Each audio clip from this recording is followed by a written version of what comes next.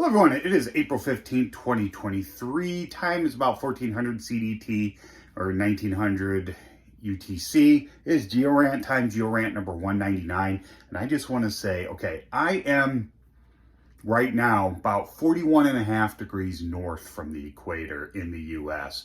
And it is 77 degrees Fahrenheit out, which is 25 degrees Celsius. I don't like this. I need to go up north, way up north to where it's not quite this warm. But anyway, today we're going to talk a little bit about Pumpelly's rule. Raphael Pumpelly was born the 8th of September, 1837 and died the 10th of August, 1923, which the 10th of August is my grandfather's birthday, except he was born in 1929. So he was only born 6 years after he died. I just think it's cool. By the way, my grandfather's still alive. He's going to be 94 this year. Anyway, Pumpelly's rule. Let's just say this is a generic structure, cross-section through the Earth, slice. Several kilometers. We have a little bit of vertical exaggeration, but not much. It doesn't really matter because I'm trying to show you something here. Now, these, might be several kilometers, and you may be working with, this. This might be your ground surface here. Something weird like this. We'll just say this is your ground surface. So you can't really see at your tiny little human scale this big picture. Now you can take strikes and dips if you have outcrops, but say you don't. Say all this stuff is, conveniently, or a lot of it is, anyway, not all of it, but conveniently, let's just put a little lake in here. Like say you have a lake here or something like that. So you can't access this part. So you see this and you see this. Now you could think that maybe there's a fault in here or something like that. You take your strikes and dips here, your strike and dips here, and they all go this way. So yeah, fault interpretation as a thrust wouldn't be unrealistic. But how do you know that? Well, there are a lot of people who draw faults wherever they can't figure the geology out. I've ranted about this before many times, you guys. Unless you know the area is heavy faulted heavily, you shouldn't be doing that kind of stuff. You should favor ductile over brittle deformation, especially when you know the timing, like the area, like if it was deformed first, or if there's not a lot of faults, actual physically known faults in the area. You want to avoid that. Now, could there be a fault here and this is up thrown against this? Sure. But is there a way to tell without drilling to confirm that? Obviously, it's not that way. But that's one logical interpretation. Is there another way we can figure this out without drilling deeply into the earth? Believe it or not, the answer is yes. And that's why we are talking about Pumpelly's rule. It's also known as something else, I forget, but I just call it that. So you have this little lake here, so this is covered up, and fault in there would be a good place to put one because it's not accessible. But your strike and dips, your little turtles, I've done turtles for you before, I've done my teachable. We'll just assume that this is parallel to dip, perpendicular to strike.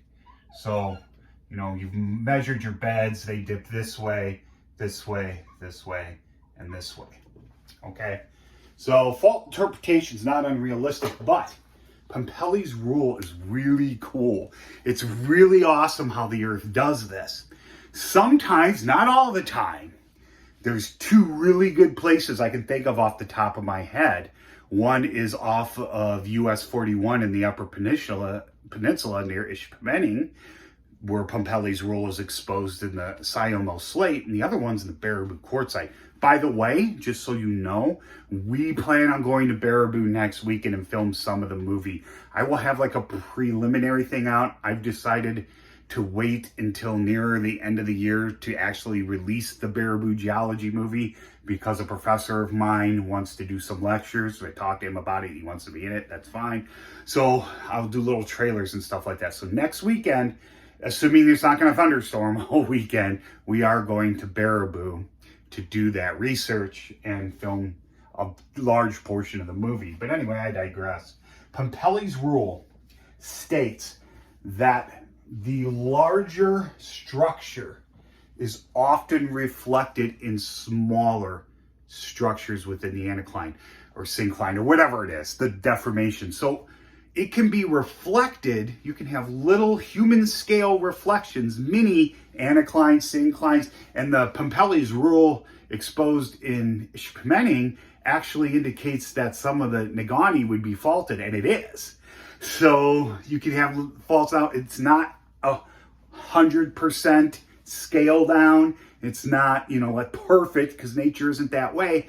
But how does this happen? Well, it happens in very ductile units. Well, the Baraboo quartzite, the quartzite part isn't very ductile. Fortunately, this thing has phyllite in it, which is a metamorphosed shale, and which becomes a slate, which becomes a phyllite. You put it under more, heat and pressure. And inside there might be lenses of quartzite or lenses of something. Now, the one in the Siamo slate's all within the Siamo, and you can tell that deformation began shortly after deposition because it's reflected within the Siamo. So that was ductile unit anyway, but the Baraboo's not. So what we'll do here, let's say we have like quartzite, phyllite, quartzite, phyllite, quartzite here. Pumpelly's rule, remember, it says the larger structure can be reflected in smaller structures. And say you go to an outcrop and you see something like this. And then you go to another outcrop. Oh, you can't go there. You go to the outcrop up here. Let's get rid of our turtle. And you see this again at a human scale. Now, that should clue you in.